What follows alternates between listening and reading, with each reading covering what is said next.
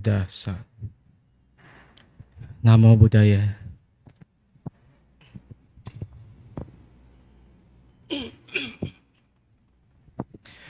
Bapak-bapak, ibu-ibu, teman sedhamma, hari ini kita bertemu lagi ya di Wihara Sasanadipa. Topik kita kali ini adalah agama Buddha dan sains. Topik ini saya coba angkat karena pada saat ini kita sedang menikmati perkembangan teknologi yang sangat luar biasa. Bahkan kata Bante Abhijato, mungkin yang pernah datang di Dhamma-talknya, kita sudah seperti dewa di alam surga. Ada satu alam dewa di mana dewa tersebut menginginkan sesuatu, maka hal itu bisa langsung terwujud. Nah, ini mungkin sama seperti yang Bante Abhijato mengatakan. Di aplikasinya kita sekarang sudah ada Gojek, GrabFood. Tinggal tunjuk, tidak lama datang makanannya. Tidak lama datang barangnya. Ya, sudah mirip alam di sana. Di alam dewa di sana. Nah, Bapak Ibu-ibu, mari kita coba lihat dulu ya. Apa itu sains dan apa itu agama Buddha, Dhamma, dan hubungannya.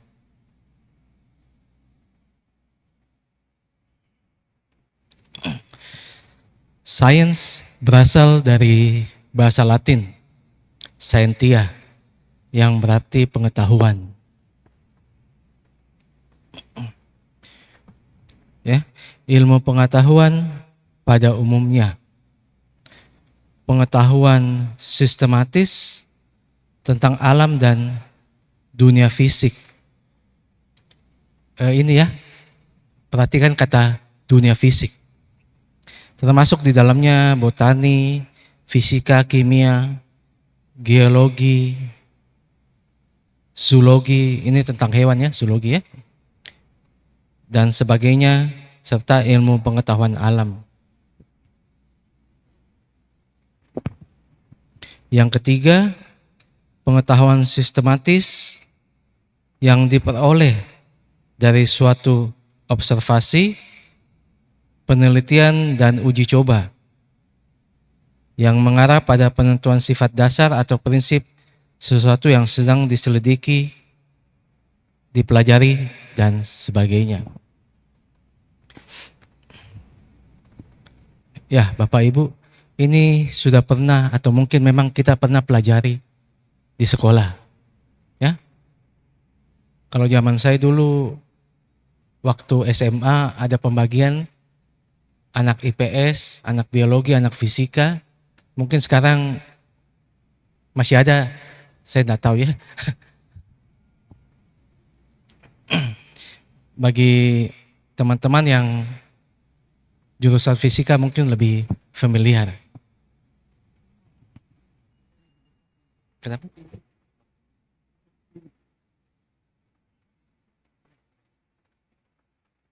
Oh, iya. Ya, oke. Ya, ini jadi lebih besar ya.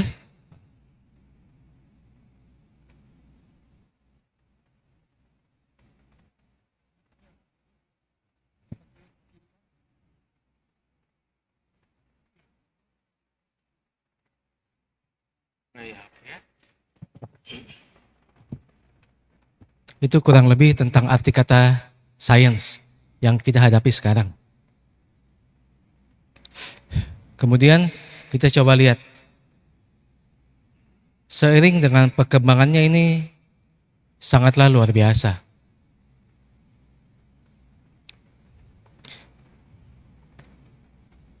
Apa yang dulu kita pikir tidak mungkin, sekarang menjadi mungkin.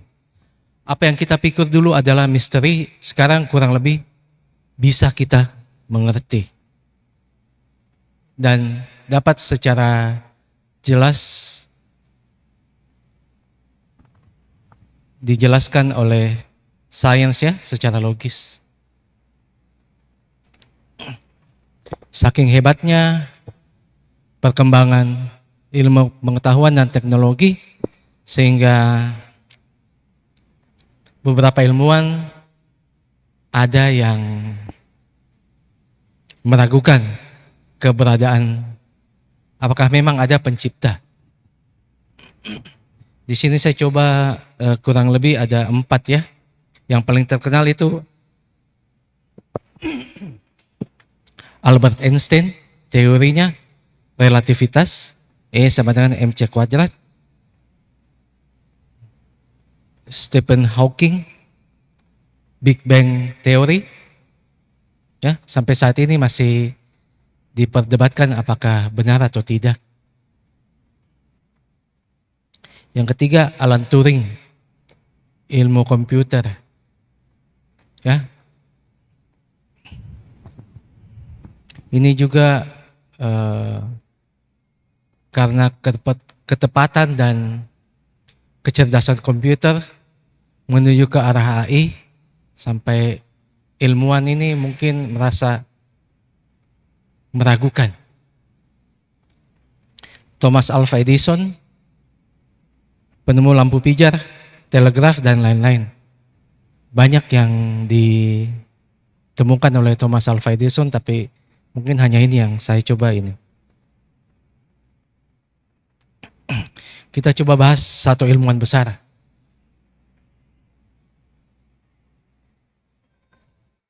Ya, bahasa Inggris. If there's any religion that will cope with the modern scientific needs, it will be Buddhism. Einstein yang lahir dulu sebelum kita ya, pemikirannya melampaui orang-orang sekarang. Sempat mengatakan apabila ada religi atau kepercayaan yang bisa berjalan searah bersama-sama tanpa pertentangan dengan sains ilmu pengetahuan, ajaran itu adalah ajaran Buddha. Maksudnya bagaimana, Bapak Ibu teman sedama? Di sini saya coba uraikan secara tertulis ya. Kita sendiri tahu bahwa ajaran Buddha tidak pernah ada revisinya. Ya. Tidak pernah merasa perlu untuk memberikan tafsiran baru terhadap ajarannya.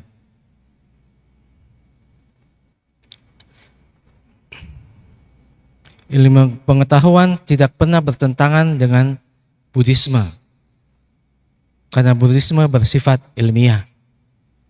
Ini pembukaannya, nanti di slide selanjutnya kita coba bahas satu persatu.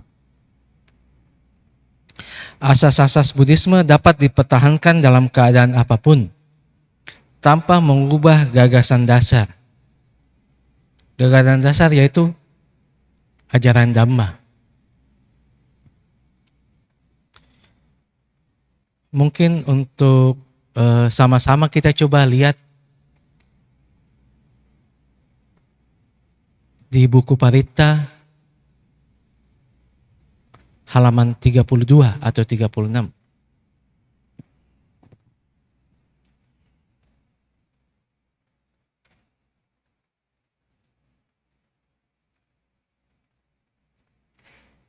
Swakato Bhagavata Dhammo Sanditiko, Akaliko, Ehipasiko, Opanaiko, Pacatam, Weditabo, Winuhiti.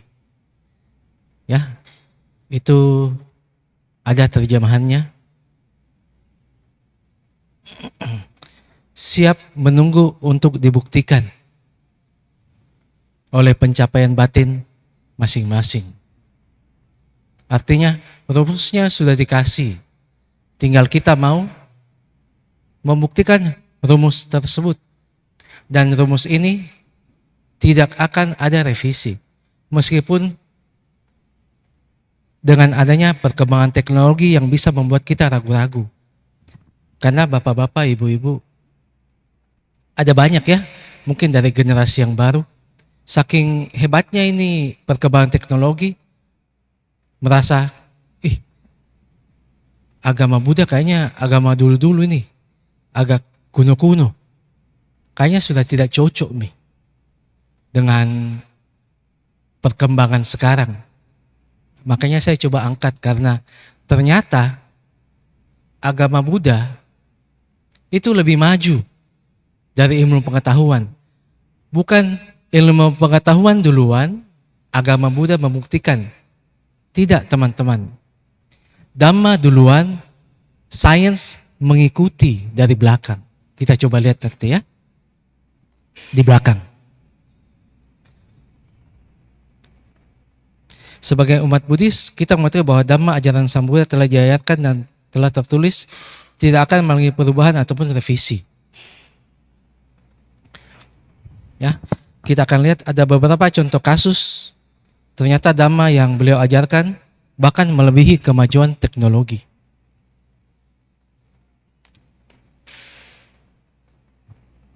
Konsep tentang tata surya. Sampai sekarang para ilmuwan masih merasa penasaran. Di luar itu ada apa? Sampai mengirim robot atau pesawat ruang angkasa keluar ya, meneliti apa yang ada di ujung tata surya, bagaimana bentuknya, ya, apa itu dunia, langit, angkasa, matahari, bulan dan lainnya, serta seluas apakah. Kalau dulu disebutkan bahwa bumi adalah pusat tata surya, ternyata salah, ya. Matahari, planet-planet mengelilingi matahari. Sekarang baru kita tahu.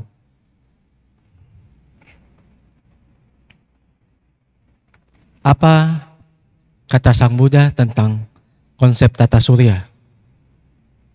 Nah, sudah sejak dulu ada percakapan antara Bhikkhu Ananda dengan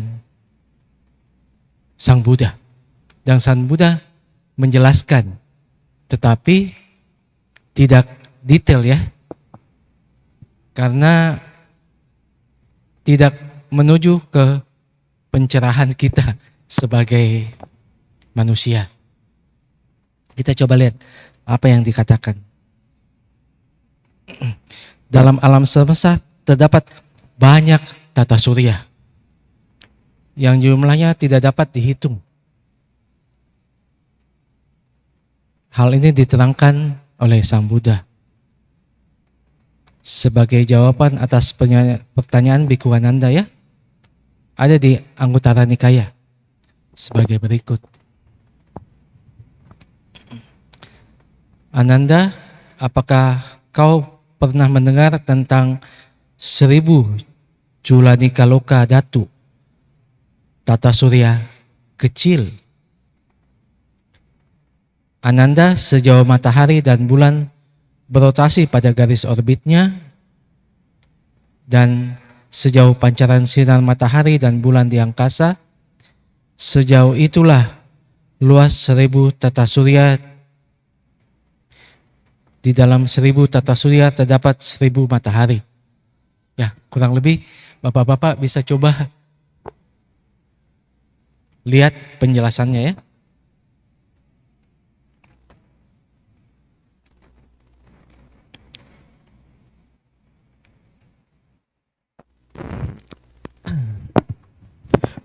Ananda 1000 kali sahasi culaniko lokadatu dinamakan Dwi Sahasi Majimanika Lokadatu. Kalau di bawah keterangannya, saya dengan kutipan di atas, di dalam sebuah Disahasi Majina Nika Lokadatu terdapat 1000 kali 1000, 1.000.000 tata surya. Sedangkan dalam Tihasasi Mahasahasi Lokadatu terdapat 1.000.000 kali 1000. 1 miliar kurang lebih ya, tata surya. Alam semesta bukan hanya terbatas pada 1 miliar tata surya saja, tetapi masih melampauinya lagi.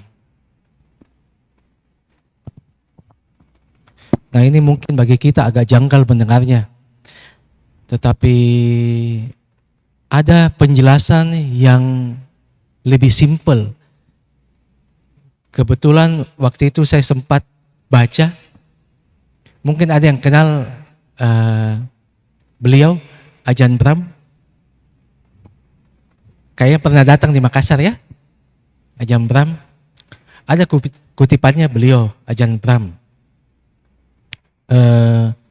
tentang Bhikkhunot, ya, Bhikkhunot, kalau tidak salah. Itu dikatakan bahwa ada ada seorang Bante pada zaman Sang Buddha, mempunyai kesaktian luar biasa. Kesaktiannya apa? Dia bisa terbang di udara dan secepat anak panah. Kalau nggak salah Rohisita, ya, namanya Bhikkhu Rohisita. Nah, dia Bhikkhu ini penasaran. Ini alam semesta ada ujungnya atau tidak? Nah, karena mempunyai kesaktian bisa terbang di angkasa secepat anak panah, maka menurut beliau, Bante Ajahn Brahm, Bhikkhu Rohisita ini terbang secepat kilat, mau melihat ujungnya alam semesta. Nah, Bapak Ibu, teman sedama, kira-kira apa yang ditemukan oleh Bhikkhu Rohisita ini? Apakah benar alam semesta ada ujungnya? Ternyata selama perjalanannya terbang secepat anak panah mencari ujung alam semesta, Bhikkhu ini meninggal dalam perjalanannya, belum mencapai ujung alam semesta. Nah, setelah meninggal terlahir di alam surga. Nah, Bhikkhu ini kemudian menghadap kepada Sang Buddha, menceritakan pengalamannya. Ternyata alam semesta ini sangat luas. Bahkan dia, Bhikkhu ini sendiri pun meninggal dalam perjalanannya. Bayangkan, bisa terbang secepat anak panah, terus mencari ujung alam semesta, sampai meninggal tidak ketemu. Kira-kira sudah berapa kecepatan yang sudah dia lampaui, tetap tidak bisa ketemu ya. Tetapi Sang Buddha dalam kutipannya bisa menjelaskan tata surya itu seperti apa. Jadi kita coba pikir sejenak. Di sini ada di dalam Anguttara Nikaya.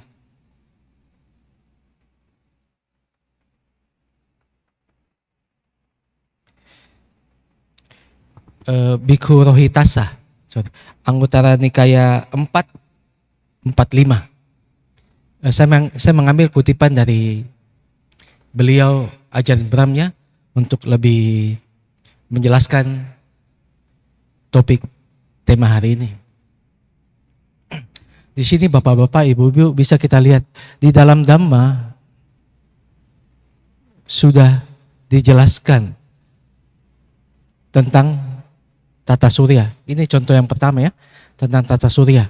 Nah, ilmu pengetahuan yang sudah demikian maju itu belum bisa menjelaskan seperti Sang Buddha. Di kutipannya ada 1000 kali 1000 tata surya bagaimana, itu belum. Nah, tidak seperti hal-hal yang lain di luar, kalau ada penemuan, oh itu sudah ada di dalam kitab suci. Kalau kita umat Buddhis sebenarnya terbalik. Sudah ada di dalam Dhamma. Oh ternyata sains baru ketemu, oh ya cocok lah. Memang begitu kok. Bukannya kebalikannya ya.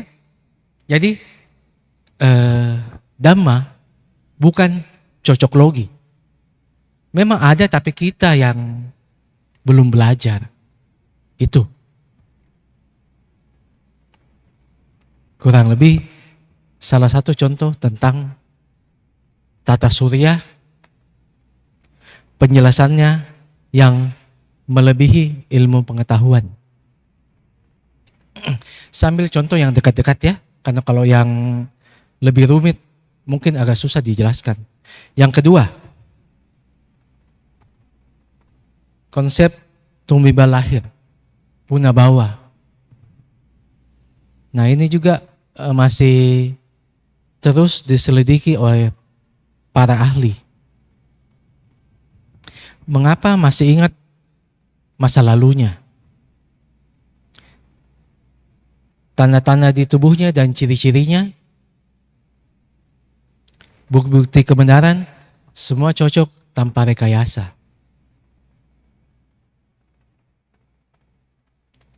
Kita ambil contoh ya.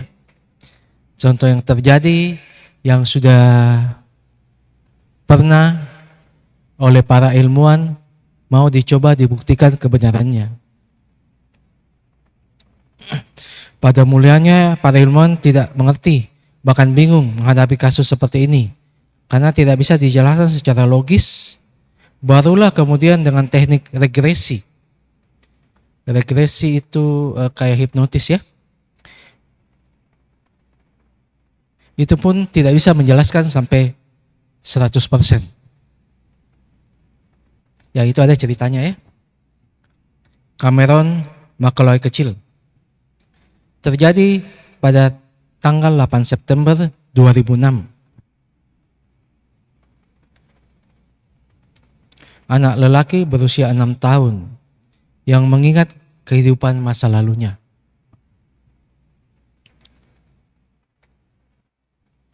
Ia bercerita kepada sang ibu bahwa ia berasal dari pulau di pantai barat yang ada di Skotlandia, bernama Pulau Bara. Tak sampai di situ, ia cerita hal detail tentang rumahnya yang berwarna putih, anjingnya, hingga ayah di kehidupan masa lalunya, Shane Robertson, yang meninggal karena kecelakaan mobil. Diceritakan juga kalau ada tempat pesawat mendarat di pantai. Ya, akhirnya keluarganya yang saat ini pergi ke pulau tersebut.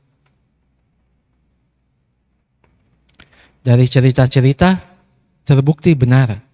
Dari rumah yang ternyata merupakan kediaman Robert dan hal-hal detail yang ia ceritakan sebelumnya. Bahkan McCullough mengetahui detail ruangan rumah di pulau tersebut.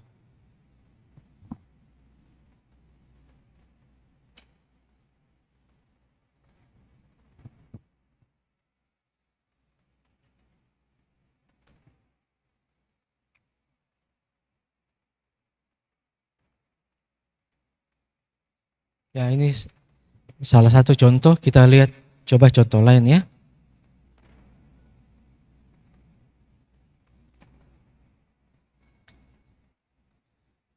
James Laniger. lahir 10 April 1998 di Amerika Serikat. Keanehan dimulai sejak dia berumur 2 tahun. Malam-malam dia sering bermimpi pesawat kebakaran. Tidak bisa keluar. Nah, anak kecil ini terobsesi dengan pesawat-pesawat yang dipakai pada Perang Dunia Kedua. Punya teman khayalan bernama Jack. Suatu hari ia bercerita kepada orang tuanya bahwa ternyata dia adalah seorang pilot bernama James McCready Hudson yang ditembak oleh tentara Jepang. Pada awalnya orang tuanya tidak percaya, sampai akhirnya bapaknya membelikan buku berjudul The Battle of Iwo Jima. Nah, si James ini ternyata mengerti. Sambil menunjuk buku tersebut, ia berkata di situ tempatnya dia jatuh pesawatnya.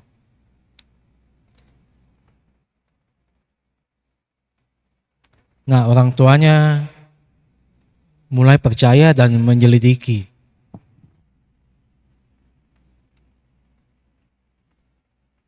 Ternyata benar ya, James Larson adalah salah satu pilot yang bertugas dan jatuh tertembak.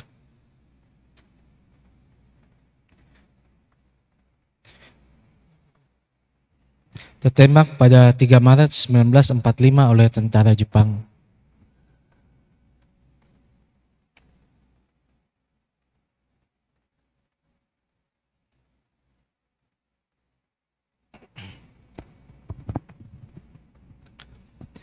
Di sini kita akan coba bercerita sedikit tentang Tumiba lahir.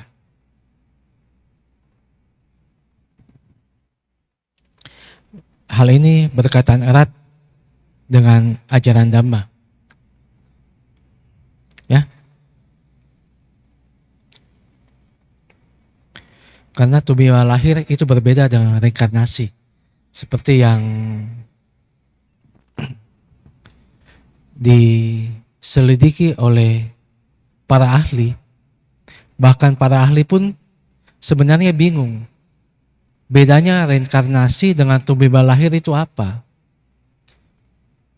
Para ahli hanya tahu bahwa, oh ini adalah orang yang dulunya meninggal, sekarang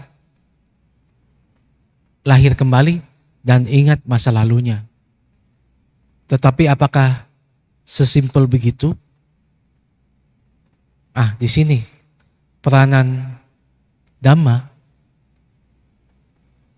yang lagi-lagi menjelaskan kepada sains. Ini loh yang sebenarnya terjadi. Dan sains masih tidak punya bukti atau alat yang untuk membuktikan bahwa oh ya cocok ini ajaran Sang Buddha. Mereka belum sampai. Tetapi Sang Buddha dengan pengetahuannya sudah menjelaskan kepada kita. Itu lebih lengkapnya ada di dalam Abhidhamma.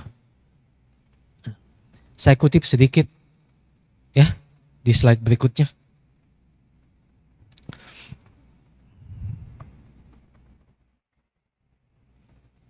Sebagai umat Buddhis, kita mengetahui kesadaran di momen terakhir kita meninggal.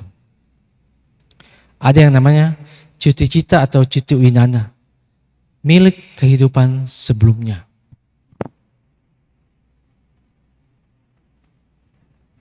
Di situ ada penjelasannya. Dengan cepat berlanjut setelah padanya kesadaran itu. Ini maksudnya sebelum kita meninggal, hal inilah yang terjadi.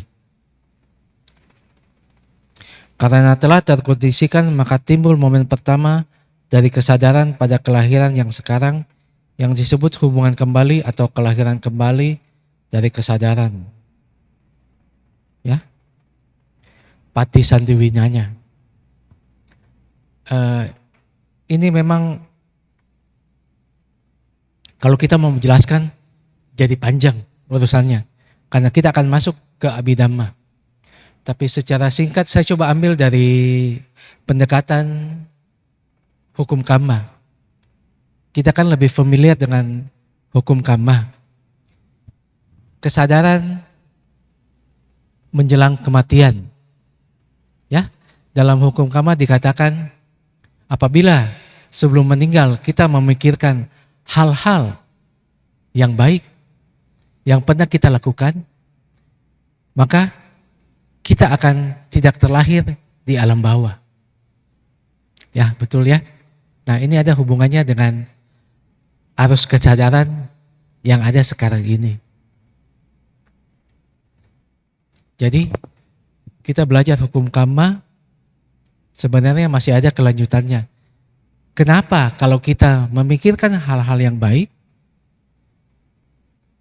memusatkan perhatian, jangan bersedih, jangan takut, jangan tegang, menjelang kita meninggal, bisa terlahir di alam yang baik. Nah, penjelasannya seperti ini. Saat ini sekarang mungkin lebih gampang kita jelaskan ya.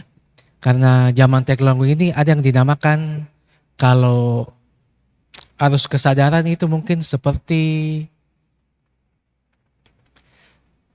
kalau mungkin server ya, istilahnya kita sekarang ini bisa melihat Facebook apa, kenapa bisa melihat Facebook dan lain-lain, karena itu ada apa namanya ya, kalau di Buddhis arus kesadaran itu ada dalam diri kita, itu tidak akan mati. Itu tetap terus ada sebelum kita mencapai nibbana. Ya. Sama dengan komputer, itu tersimpan di server. Tidak akan hilang. Maksudnya bisa hilang, tapi bisa dicari. Ya kurang lebih sama seperti itu, arus kesadarannya kita. Nah, arus kesadaran bagaimana yang harus kita kembangkan? Arus kesadaran yang positif. Istilahnya supaya pada pembukaan berikutnya misalnya seperti server, kalau kena virus itu susah dibuka kembali. Nah, sedangkan arus kesadarannya kita kalau positif itu bagus, gampang dibuka, jelas dan lain-lain. Ya itu kurang lebih seperti terlahir di alam yang berbahagia. Ini hal-hal yang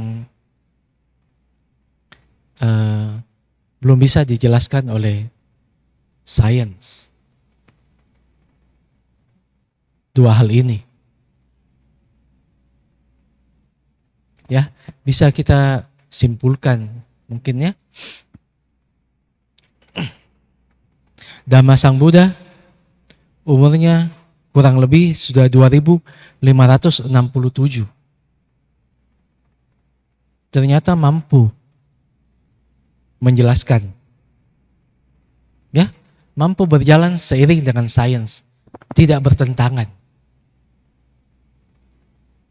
Penjelasannya logis.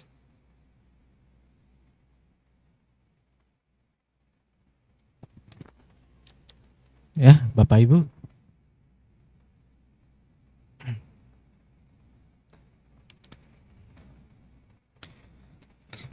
Sebenarnya kalau ada pertanyaan itu lebih bagus. Tapi silakan kalau ada yang mau bertanya ya. Di sini sempat ada tanya ini.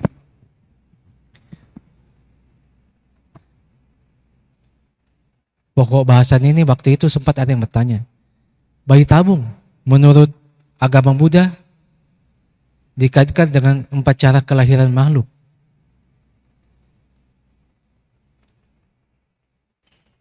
Ya.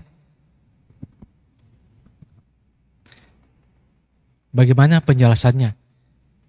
Ada-ada saja biasanya. Karena kalau bayi tabung sepertinya itu kan ilmiah. Ya. Tidak ada hubungannya dengan Dhamma? Ternyata ada hubungannya bapak-bapak, ibu-ibu. Kita coba lihat. Agak kecil ya.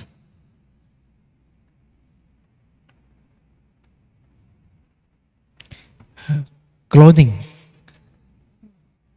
Ilmuwan telah berhasil menciptakan makhluk hidup dari makhluk hidup sebelumnya. Contohnya cloning Dolly, domba. Ya, diambil DNA-nya,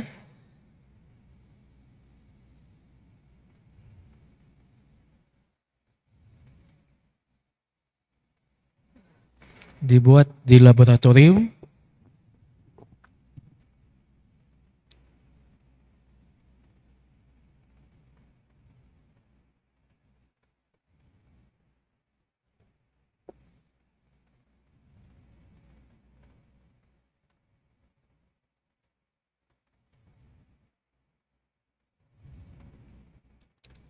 jika kita membaca hasil eksperimen dari ilmu pengetahuan memang luar biasa. Hal inilah yang terjadi. Ya.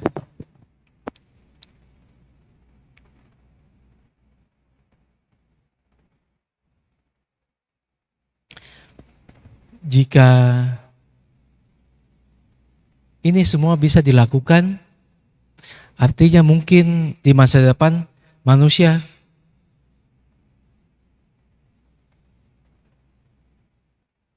susah sakit.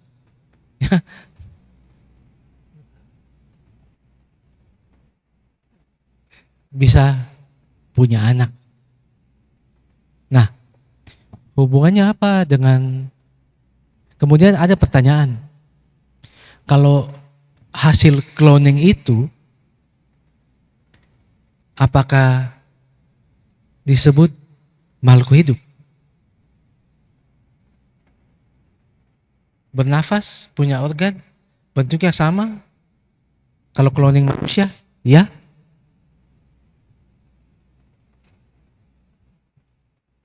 Bagaimana Dhamma menjelaskan hal tersebut?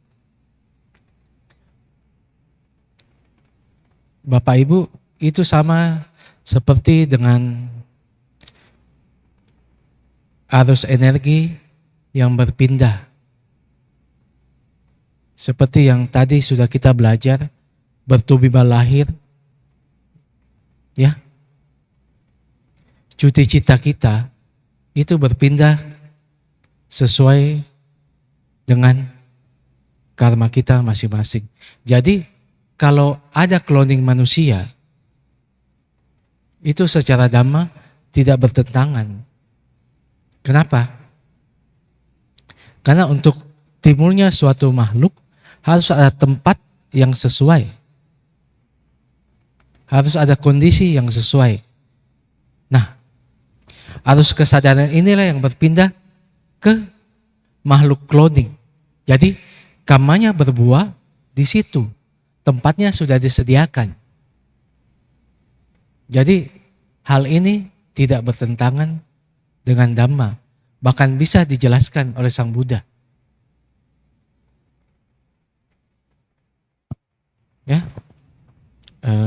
mungkin penjelasannya agak ini, tetapi kurang lebih seperti itu ya.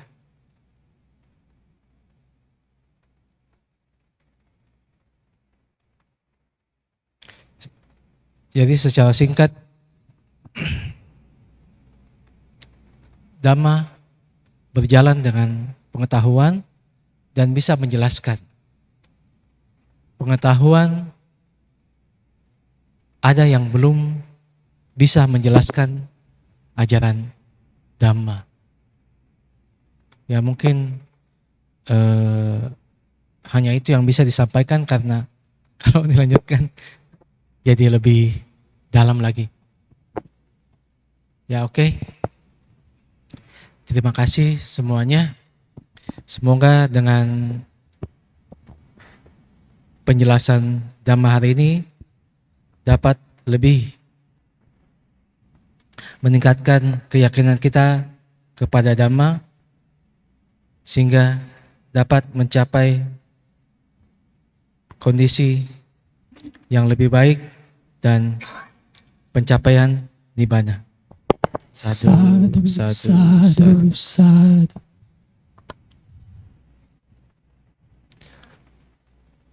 Anumodana dan terima kasih kepada Pandita Muda Lovin Kosli atas uraian Dhamma yang telah dibagikan. Semoga apa yang telah disampaikan membawa manfaat dan dapat kita praktekkan dalam kehidupan sehari-hari. Setelah kita membacakan parita, meditasi, dan mendengarkan Dhamma Desana, marilah kita limpahkan semua kebajikan yang telah kita lakukan kepada sanak keluarga, para leluhur, dan semua makhluk. Semoga mereka turut berbahagia atas kebajikan yang telah kita lakukan. Untuk melengkapi kebajikan ini, marilah kita